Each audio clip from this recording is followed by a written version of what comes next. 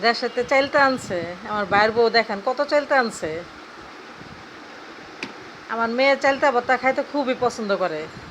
চাইলতার আর সিদ্ধ করবো, সিদ্ধ করা পানি ফালাইয়া তারপর ছেঁচা পাঁচফোড়ন দিয়া চিনি দিয়া আপনার বাগার দিব। বাগার দিলে খাইতে খুবই মজা। অনেক দিন পরে চাইলতে আনছে দেশেতে।